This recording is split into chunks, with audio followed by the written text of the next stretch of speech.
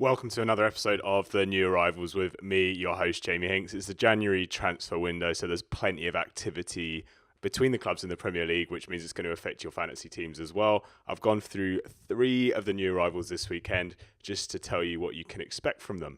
So first up's one player that Liverpool fans will be very familiar with. That's Lazar Markovic, who of course used to play for Liverpool under Brendan Rodgers. Very expensive signing at the time from Benfica, but he's actually now gone on loan to Hull City, where Marco Silva's the new manager.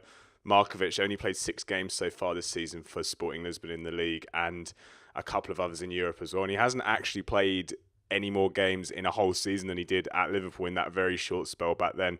So not very experienced. I was kind of baffled as to why Brendan Rodgers actually spent all that money on him back then.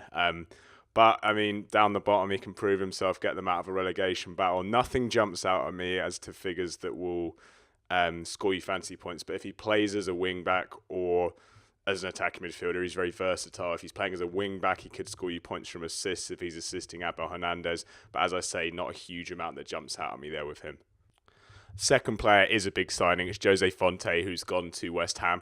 He's a European Championship winner, as West Ham keep pointing out on their Twitter account. But he's been playing for a Southampton defence, which is actually the third best in the league while he was there. 7 clean sheets while the Portuguese was at centre-half for them. You could kind of tell he was going to leave when it was coming through December. He handed in that transfer request, but the manager didn't really play him that much up until then. He was sort of in and out of the team for short periods of time, but Fonte could do wonders for that West Ham defence, especially with Angelo Ogbonna out injured for the rest of the season. Now, it does make them a lot stronger having Fonte in there.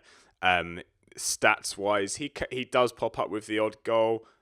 West Ham do have the delivery from the likes of Lanzini and Antonio, but you're just looking out for clean sheets on Fantasy Premier League, especially DraftKings Fantasy Football. I don't think he's that valuable either, just because he doesn't really get enough tackles and interceptions to make him at all relevant. But he's one of those players you put in there as a contrarian pick, maybe to get a goal every so often. And if, again, in Fantasy Premier League, he scores a goal and he gets a clean sheet, he'll be a great player for your team. Last player is Omar Elabdellaoui. You'll have to forgive me if that pronunciation is incorrect. He's another player that Hull have signed, another right back, so he's going to be competing with Markovic for that position. But he has already made his debut for Hull, which was in that 2-0 loss to Chelsea. I didn't actually have a chance to see that game, but I didn't hear any bad reports about him.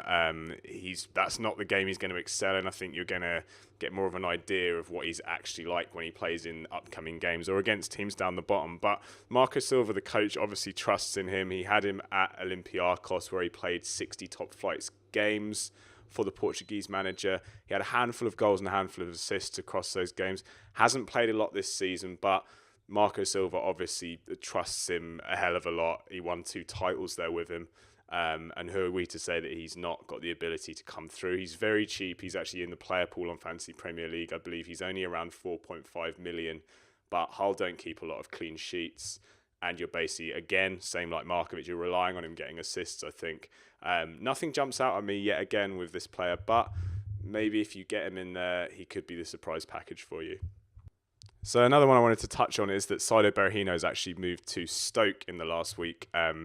West Brom, you could tell he was out of favour ever since he had that whole transfer bust up with the chairman, and I think his days have been numbered pretty much since then.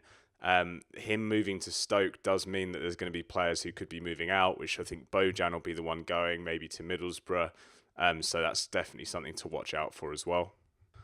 Another interesting one for me is Gerard Deulofeu moving out of Everton and going over to Italy to play for AC Milan. I think what that does is it opens the door up for Koeman to continue playing these young players. I think Ademola Lookman is going to be getting way more of a look in for Everton.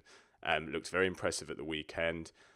Kevin Morales now will be playing quite often. You've just got to throw in there that Yannick Bolasie is also injured. So there's going to be a lot of competition for places at Everton. I think he's going to keep up with this 3 at the back and with the wing backs, which lends itself a lot to fantasy scoring. And it's something you may want to look at Lookman now, because he's very cheap on Fantasy Premier League. He'll still be quite cheap on DraftKings Fantasy Football as well. And I think he's one player that could really break out.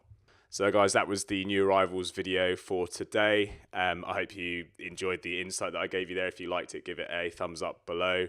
You can subscribe to the channel for plenty more videos throughout the week on fantasy football. Thank you very much for watching, and goodbye.